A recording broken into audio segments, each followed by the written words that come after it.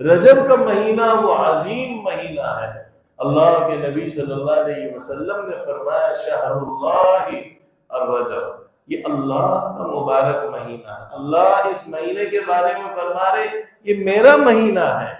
یہ رجب کا مہینہ میرا مہینہ ہے، اس کی نسبت اللہ نے اپنی طرف کی ہے۔ قرآن مجید کے اندر اللہ رب العزت نے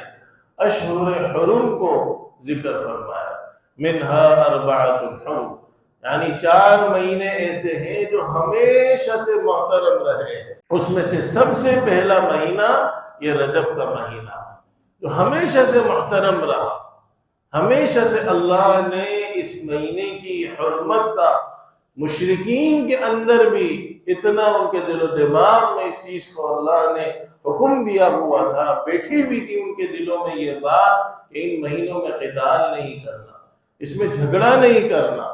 تو رجب کا مہینہ اس میں پہلا مہینہ ہے، اور رجب مضر اس کو کہا جاتا تھا۔ ایک اور حدیث میں اللہ کے نبی صلی اللہ علیہ وسلم نے فرمایا کہ رجب اللہ کا مہینہ ہے، شعبان میرا مہینہ ہے، اور رمضان میری امت کا مہینہ ہے۔ رجب اللہ کا مہینہ ہے، یعنی رجب کے مہینے میں اپنی نیتوں کو عمدہ کر کے اللہ کے قرب کی کوشش کرو۔ ویسے بھی اس مہینے کے ذریعے اپنے احتساب کو شروع کر دو، اپنی عملی زندگی کی خوبصورتی، اور پھر رمضان المبارک کے مہینے تک جو امت کا مہینہ ہے اپنے وقت کی قدر و قیمت کو جانو۔ جو رجب کے مہینے کی قدر نہیں کرتا وہ شعبان کے مہینے میں بھی غفلت سے گزار دیتا ہے، اور جسے شعبان کے مہینے کی قدر نہیں ہوتی تو پھر رمضان کا مقدس مہینہ جب آتا ہے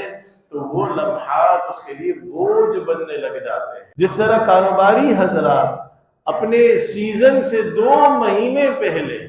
اپنے سیزن کی تیاری شروع کر دیتے ہیں،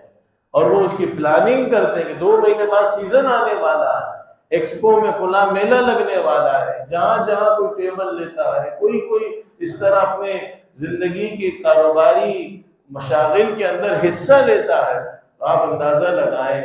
اور معاشرے کو دیکھیں تو آپ کو پتہ چلے گا 2 مہینے پہلے اپنے کاروباری سیزن کی تیاری ہوتی ہے، اور اس کے لیے انسان اپنے جسم کو بھی مستعد کرتا ہے، اپنے نظام کو بھی بہتر بناتا ہے، اور اس کے ساتھ ساتھ اپنے ذہن کو بھی بناتا ہے کہ میں نے اس میں کتنی محنت کرنی ہے، کتنی قربانی دینی ہے، اپنی جسمانی ضروریات کو میں نے کتنا پیچھے کرنا ہے، اس کے لیے سفر کرنا پڑے سفر کرتا ہے، اس کے لیے کوئی اور قربانی دینی پڑے انویسٹمنٹ کرتا ہے، پیسہ لگاتا ہے۔ تو میرے دوستو، مومن کے سیزن کا مہینہ رمضان المبارک کی صورت میں اللہ اس امت کو نصیب فرماتے ہیں۔ پھر اللہ کے نبی شعبان کو اپنا مہینہ کیوں قرار دے؟ اس لیے کہ آپ کی عبادتیں شعبان سے ہی شروع ہو جاتی تھی۔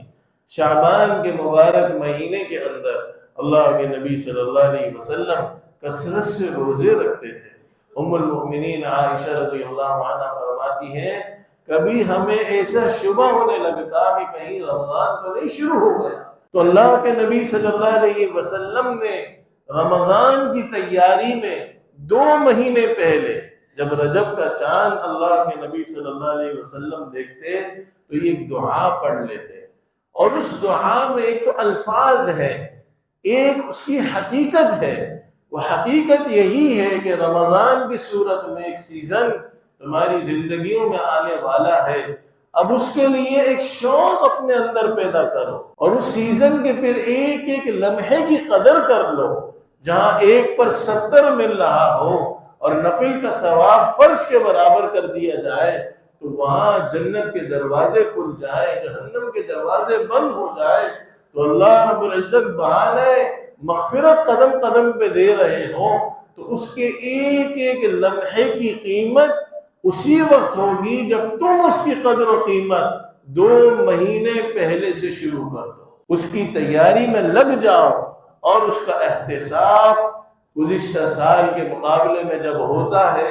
آئندہ کے لیے لائحہ عمل ہوتا ہے، تو یہ اتنے بڑے سیزن کے مبارک مہینے انسان ضائع نہیں کرتا۔ تو رجب کا چاند دیکھتے ہی کیا دعا پڑھتے؟ اللہم بارک لنا فی رجب و شعبان وبلغنا رمضان۔ اے اللہ ہمارے رجب میں بھی برکت عطا فرما، ہمارے شعبان میں بھی برکت عطا فرما، اور ہمیں اپنے فضل سے اے اللہ رمضان کی بہاریں زندگی میں پھر سے نصیب فرما۔ یہ اللہ کے نبی صلی اللہ علیہ وسلم دعا مانگتے ہیں، اور آپ کی اس دعا میں جہاں رمضان کا شوق ٹپک رہا ہے، وہیں یہ بھی سمجھ آ رہا ہے کہ ان 2 مہینوں کی برکت، ان 2 مہینوں کے اندر اعمال کی برکت، وقت کی برکت، یہ اللہ سے مانگنے کی چیز ہے۔ اگر انسان ان 2 مہینوں میں برکت کے ساتھ وقت کو نہیں گزارتا اور برکت والے اسباب نہیں اختیار کرتا،